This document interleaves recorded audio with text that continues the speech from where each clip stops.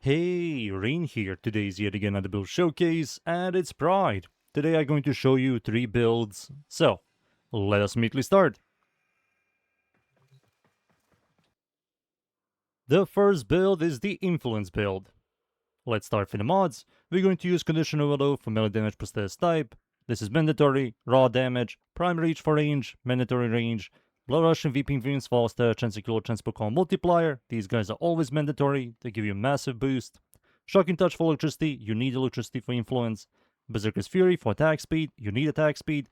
Gillen's Elementalist for stats damage and stat chance, we're going to proc electricity, so electricity is going to do more damage, and proc more. And Gillen Steel for critical chance to kill damage. And that's it. These are the mods. For the Acolyte and Adapter, it's going to be any Tenokai. Arcane, melee influence, it's an influence build, so when you proc electricity, you're going to spread it in a 20 radius for 18 seconds. It's going to help us out a lot with clear.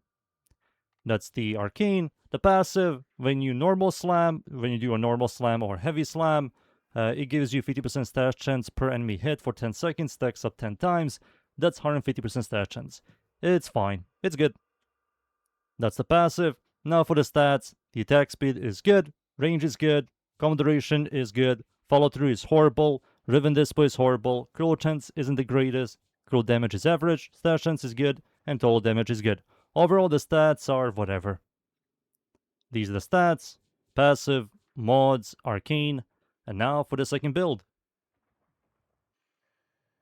The second build is the melee exposure build. The mods I'm using here, you're going to remove Gillen's Elementalist, Shocking Touch for Vicious Frost for cold assertions, and Prime Fury Strike for Toxin. Toxin and cold is going to give us viral damage. And that's it. Everything else here stays the same. These are the mods. For the Acolyte and Adapter, it's going to be yet again any Tenokai. It's all up to you. These two are the best ones. Arcane melee exposure. On ability cast, you're going to get corrosion damage on melee strikes for 25 seconds. Stacks up all the way up to 240, which is a lot of increased damage and free corrosion damage. That's the Arcane. Same passive. And for the stats, instead of pure electricity, it's going to be corrosion viral. And that's it. These are the stats. Passive, mods, arcane. And now for the final build.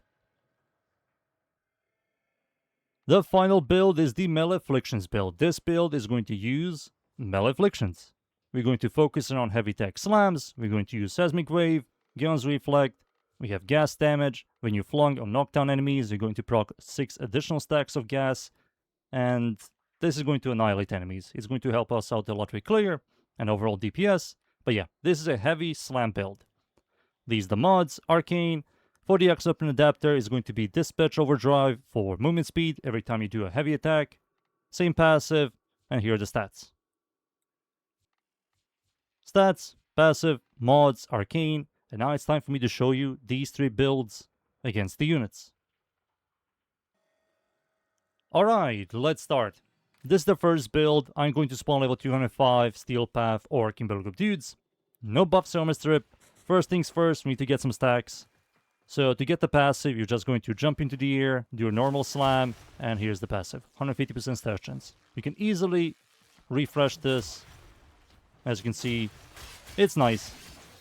It isn't amazing, but it's nice to have. More stat chance. Now, once we get some combos, some stack keys, the weapon clears like every other influence weapon, right? It doesn't have the greatest follow-through. It has like follow-through of 40, which is the worst follow-through in the whole game. And the stance is also one of the worst stances. But yeah, it performs really well when you have influence. That's the first build. Now for the second one. Exposure.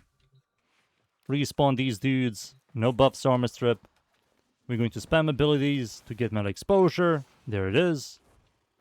Now we need to get some stacks and combo. Yet again.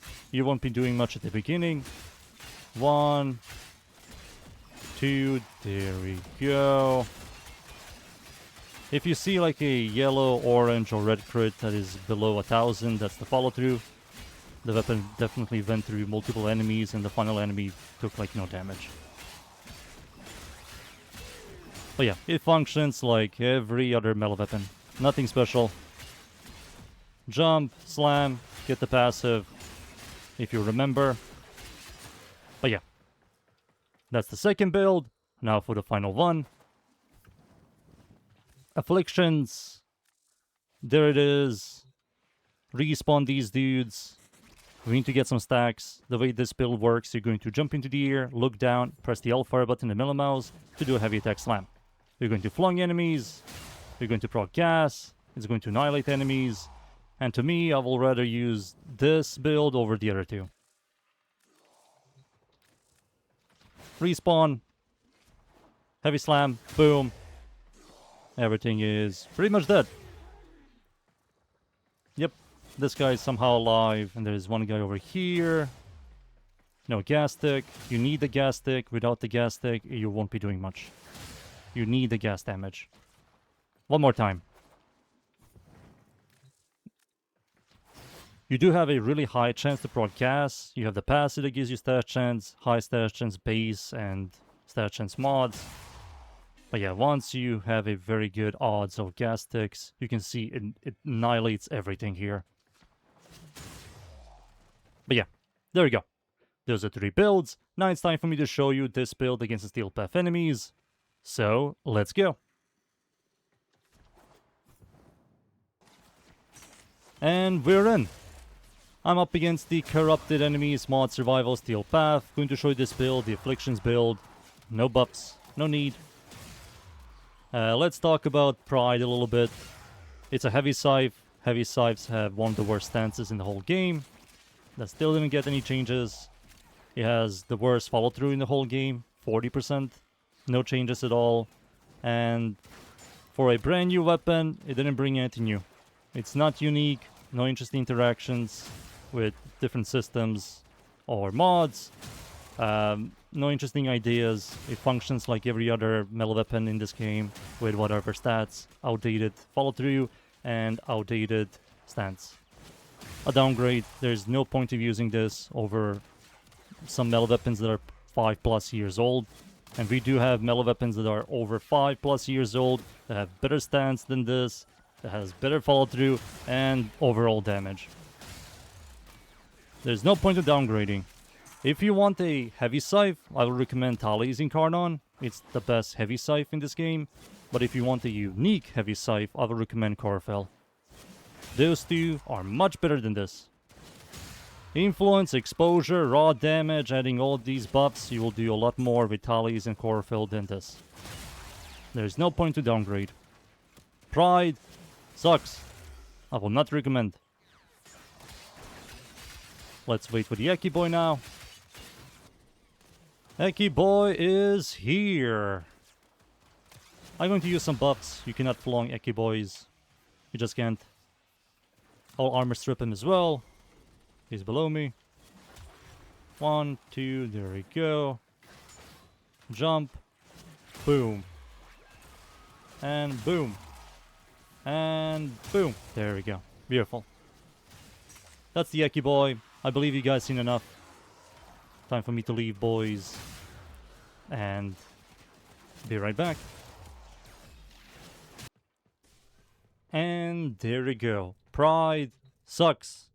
It's not good. It's whatever. Whatever stats. Nothing special. MR Fodder. I don't care if you do 1 billion damage against Corpus, Crowmen, or you do like 1 billion damage to Butchers and Lancers. I really don't care. Those are generic enemies that die in seconds.